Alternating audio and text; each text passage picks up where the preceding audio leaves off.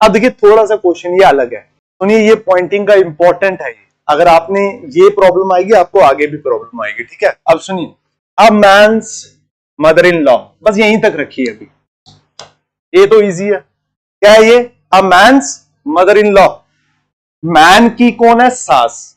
ये है मैन और इसकी सास इसके ऊपर हमने नहीं ड्रॉ करनी, इसकी बनानी है वाइफ और उसकी बनानी है हमने मदर इन लॉ।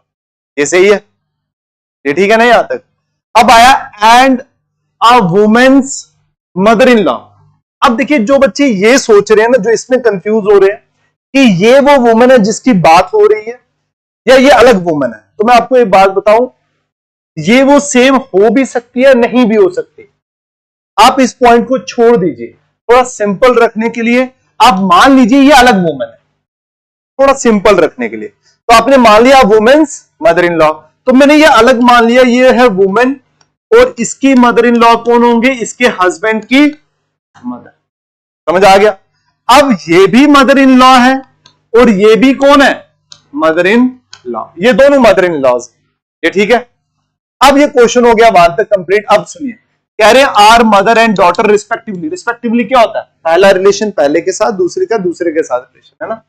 अब पढ़िए पूरी सेंटेंस पढ़िए यहां से लेकर यहां तक। कह रहे जो मैन की मदर इन लॉ है और जो वुमेन की मदर इन लॉ है वो दोनों क्या है? मां बेटियां हैं, है ना।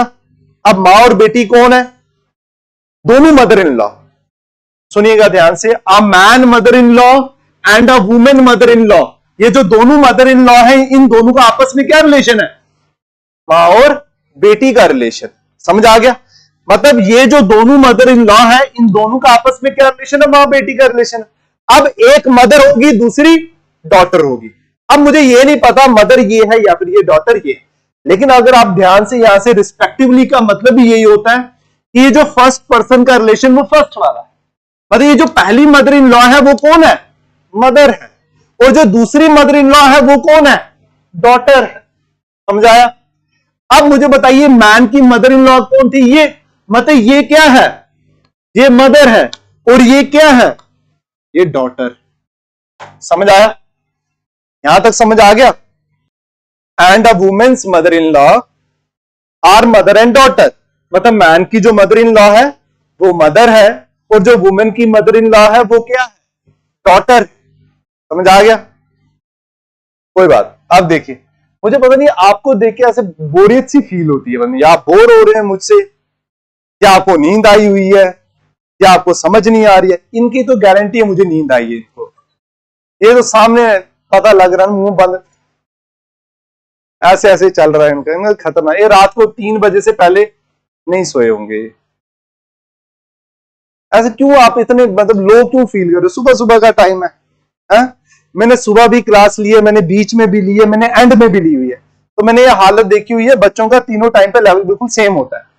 सुबह भी बच्चे थके होते हैं, लास्ट में बच्चे बेचारे पढ़कर थके होते हैं, बीच में दिन ही ऐसा होता है कि बंदे को आलस आया होता है।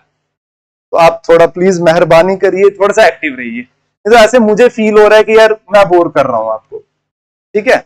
ऐसा मत करिए, ठीक है? या फिर मुझे लग रहा है कि आपको समझ नहीं आ रहा, ठीक है? अब देखिए, a man's mother in law and a women's mother in law और मदर एंड डॉटर, ये दोनों क्या है? मां और बेटी का रिलेशन है। अब मुझे बताइए, अगर ये मां है और ये बेटी है, तो इस मां की बेटी मैं यहां पे ड्रॉ कर सकता हूं, यही बेटी है।